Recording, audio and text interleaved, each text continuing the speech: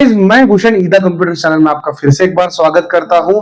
आज जो हम यहाँ पर वीडियो लेके आए हैं वो वीडियो लेके आए हैं स्टोरेज डिवाइस के रिगार्डिंग। जब भी आपका कोई कंप्यूटर स्लो हो जाता है, लैपटॉप स्लो हो जाता है, आप दुकानदार के पास में जाते हो और उसको बोलते हो भैया मेरा जो है कंप्यूटर या फिर लैपटॉप जो है स्लो हो चुका है, तो मुझे इसके साथ में क्या करना चाहिए। वो सिंपली आपको बोलता है भैया इसमें ना आपको एसएसडी डालना पड़ेगा और इसको फॉर्मेटिंग करना पड़ेगा। आप ना तो आपको एसएसडी का वैरायटी बताता है, ना तो ब्रांड बताता है, ना तो टाइप बताता है, और सिंपली आप जो है एसएसडी बिठा के आ जाते हो। लेकिन बाद में आपके साथ में कई सारे सिनेरियोज ऐसे होते हैं, एसएसडी जो है फॉल्टी हो जाता है, डाटा चला जाता है, बहुत सारे सिनेरियोज खड़े हो जाते हैं। सो गाइस, आज के वीडियो में हम बात करने वाले हैं अलग अलग पार्ट्स के बारे में, जो कि सबसे पहली चीज है स्टोरेज डिवाइस। स्टोरेज डिवाइस के दो टाइप्स है गाइस, एसएसडी और हार्ड डिस्क। सो कौन से केस में आपको एसएसडी लगाना चाहिए और कौन से केस में आपको हार्ड डिस्क लगाना चाहिए, ये भी हम इस वीडियो में बात करने वाले हैं। उसके बाद में हम हार्ड डिस्क लगाना है तो आप कौन सा हार्ड डिस्क यूज कर सकते हो, और एसएसडी अगर लगाना है तो आप कौन सा एसएसडी यूज कर सकते हो। तो सारे यूज केस हम यहाँ पर बात करने वाले हैं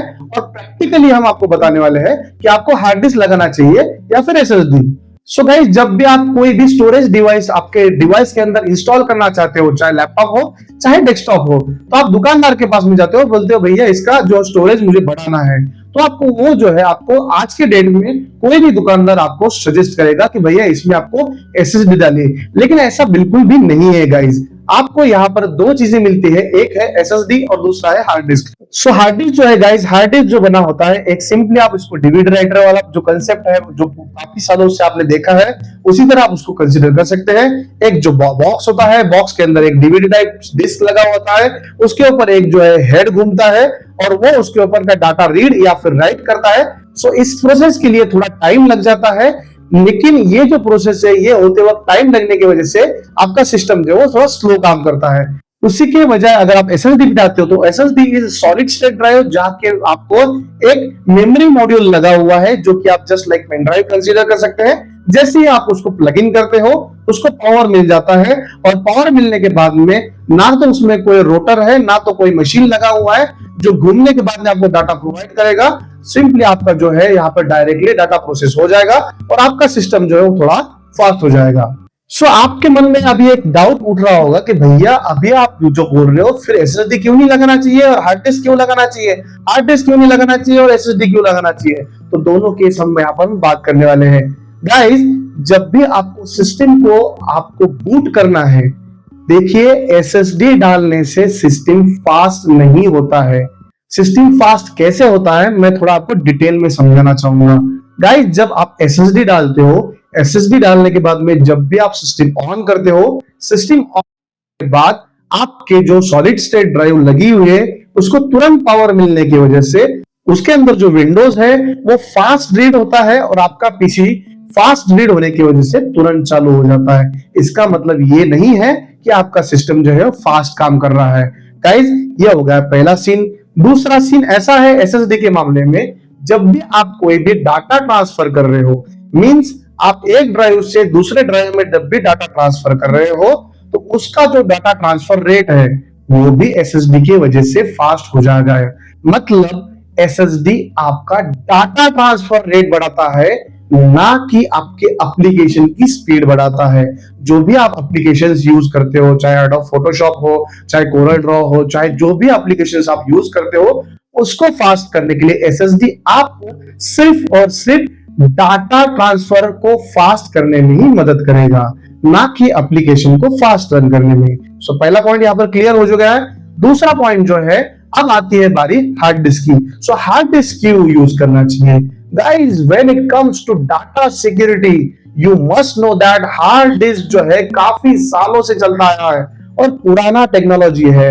उसके अंदर एक सीडी लगा हुआ है जिसके ऊपर डेटा राइट होता है और वो रीड होता है। सो इन दैट केस अगर आपका पूरा पीसीबी भी जल जाए तो अंदर का डिस्क निकाल के आपके पास में एक ऑप्शन रहता है कि आप जो है उसके ऊपर का डाटा रिकवर कर सकते हैं, जो कि अगर एसएसडी के केस में होता है और उसका अगर मेमोरी मॉड्यूल चला जाता है, बाकी एसएसडी खराब हो जाए तो आप डाटा रिकवर कर सकते हैं, लेकिन अगर मेमोरी मॉड्यूल ही खराब हो जाए तो आपका डाटा जो है सत्यानाश हो जाएगा। सो इसीलिए मैं रेकमेंड करूंगा एसएसडी अगर आपको लगाना है तो उसको सिर्फ विंडोज इंस्टॉलेशन के लिए यूज कीजिए, या फिर आप 256 GB, 250 GB, 500 GB तक एक SSD लगाइए। और अगर आपका डाटा कोई इंपॉर्टेंट डाटा है, लाइक बिलिंग रिलेटेड डाटा है, क्लाइंट रिलेटेड डाटा है, या फिर कोई भी इंपॉर्टेंट डाटा है, तो वो डाटा जो है स्टोर करने के लिए आपको एक हार्ड डिस्क यूज करना चाहिए। SSD अगर हमें लगाना है तो हमें SSD सिर्फ और सिर्फ डाटा फास्ट ट्रांसफर करने के केस में ही यूज करना है। और जो हार्ड डिस्क है, हार्ड डिस्क हमें यूज करना है अगर हमारा डाटा सेफ रखना है तो हमें हार्ड डिस्क इस्तेमाल करना है। So guys 128 GB, 256 GB, 500 GB, 1 TB तक, 2 TB तक भी SSD आपको मिल जाते हैं।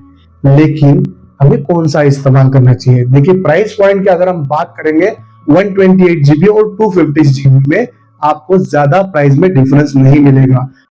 128 GB का SSD इस्तेमाल करते हैं तो उसमें लगभग 70 GB तक आपका विंडोज इंस्टॉल होता है और आपको 128 GB के SSD के अंदर 118 GB ही स्पेस मिलता है। इसका मतलब अगर आप कोई भी सॉफ्टवेयर वगैरह इसमें इंस्टॉल करना चाहोगे तो बाद में जो है आपको दिक्कत फेस करना पड़ सकती है। इसी की वजह से आपको स्टोरेज चूज करते वक्त कम से कम 256 GB या फिर आप 500 GB आप इस्तेमाल कीजिए, ना कि 1 TB 2 TB वगैरह SSD। इतनी बड़ी SSD लगाने की कोई जरूरत नहीं है।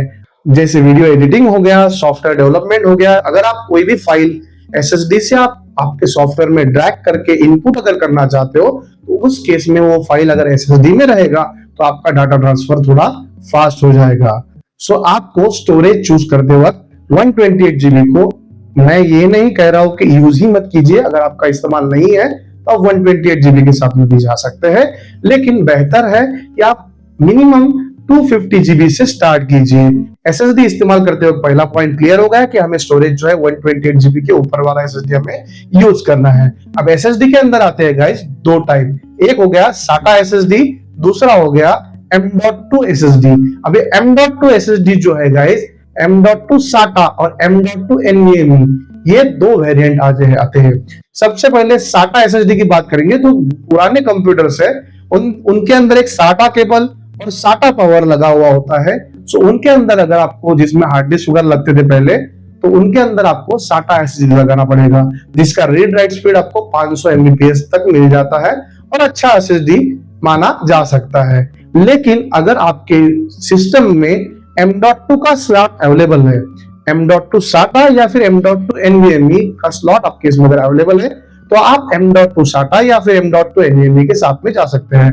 आज के डेट में जितने भी SSD के स्लॉट आ रहे हैं सिस्टम में वो M.2 NVMe के स्लॉट आ रहे हैं।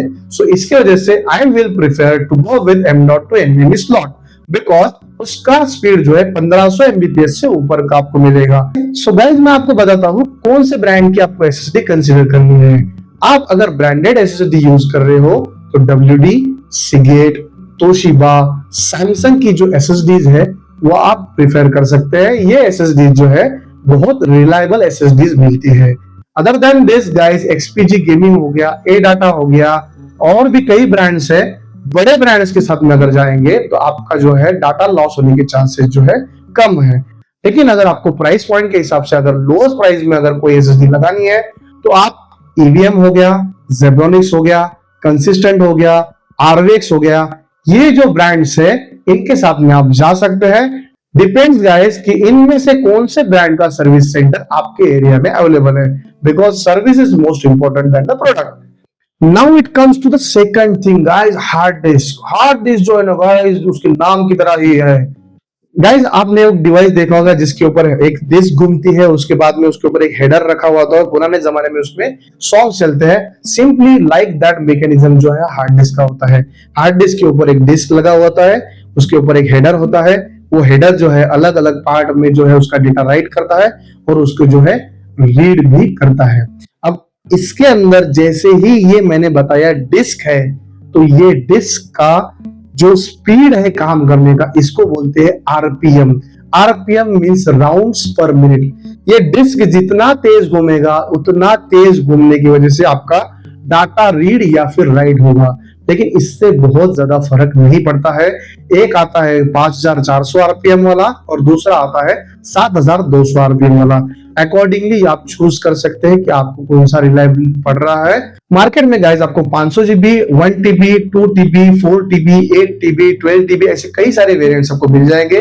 आपके रिक्वायरमेंट के हिसाब से आप 500 GB वाला, 1 TB वाला हार्ड डिस्क यूज कर सकते हैं। इसमें एक थोड़ा अगर आप दिमाग लगाओगे ना गाइस, तो उसके अंदर जरूरी नहीं है कि आपको बड़ा वाला हार्ड डिस्क लगाना चाहिए। अभी जो है आप लैपटॉप का जो छोटा हार्ड डिस्क आता है वो भी आप आपके डेस्कटॉप में लगा सकते हैं। इससे होगा क्या गाइस, अगर वो आपका हार्ड डिस्क या फिर डेस्कटॉप जो बंद होता है, अगर आप उसका हार्ड डिस्क निकालते हैं तो आप उसको पोर्टेबल हार्ड डिस्क में इजीली कन्वर्ट कर सकते हैं। सो हार्ड डिस्क आपको किस केस में लगाना है, एक एक चीज बात करेंगे। सबसे पहले बात करेंगे स्टोरेज। 500 GB, 1 TB, 2 TB, इसके ऊपर आप कोई भी जा सकते हैं आपके रिक्वायरमेंट के अनुसार, उसके नीचे मत जाइए। उसके बाद में सेकंड थिंग, ब्रांड्स की अगर बात करेंगे तो गाइस सबसे मेन चीज है brands. WD, Seagate, Toshiba, crucial, ये जो हार्ड डिस्क है, हाइनिक्स, ये जो हार्ड डिस्क है आपको अच्छी क्वालिटी में हार्ड डिस्क दे देंगे। मैं आपको रिकमेंड करूंगा हार्ड डिस्क के केस में आप अच्छे ब्रांड के साथ में ही जाइए, 200-400 रुपए के लिए मत देखिए, बिकॉज आपका डाटा सबसे ज्यादा इंपॉर्टेंट होता है। सो दोनों चीजों की मैं बात करने के बाद में आपको तो ध्यान में आ गया होगा कि प्राइस और रिलायबिलिटी। प्राइस के अकॉर्डिंगली बात करेंगे गाइस, SSD की जो प्राइस है are almost double than the hard disk price, but reliability की बात करेंगे तो hard disk is more reliable than the SSDs। But दोनों का कॉम्बिनेशन अगर हम बना देंगे ना तो हमारा सिस्टम जो है फास्ट भी चल जाएगा और हमारा डाटा भी सिक्योर हो जाएगा। सो आप हमेशा अपने सिस्टम में हाइब्रिड सिस्टम कीजिए। हाइब्रिड का मतलब ये होता है कि आपको विंडोज इंस्टॉलेशन के लिए आपके सिस्टम में जो है ये लगा दीजिए जो कि 250 GB, 256 GB या फिर 500 GB वाला होगा, और दूसरा लगा दीजिए हार्ड डिस्क, 500 GB भी रहेगा तो भी आपका डाटा जो है सेफ रहेगा। सो ये हाइब्रिड सिस्टम में जब भी काम करेगा तो आपको जो है डाटा की सेफ्टी भी रह जाएगी और साथ ही साथ में आपका सिस्टम फास्ट भी काम करेगा। सो गाइस आज का वीडियो आपको कैसा लगा? जो कुछ भी रिकमेंडेड हार्ड डिस्क या फिर SSDs है मैं आपको उनकी लिंक डिस्क्रिप्शन में दे दूंगा, वहां से जाके आप बाय कर सकते हैं। हमारा शॉप भी है, आप हमारे शॉप पे भी आके विजिट कर सकते हैं। मेरा आपको गाइडेंस कैसा लगा एक बार वीडियो के नीचे कमेंट सेक्शन में लिख के जरूर बताइए। आज जो है हम फर्स्ट टाइम ग्रीन स्क्रीन के अंदर वीडियो रिकॉर्ड कर रहे हैं, सो ये वीडियो आपको कैसा रिकॉर्ड हुआ लगा इसके लिए भी एक कमेंट जरूर करना जरूर मत भूलिए, और हमारे चैनल को लाइक शेयर फॉलो करना भी मत भूलिए। Thanks for watching guys.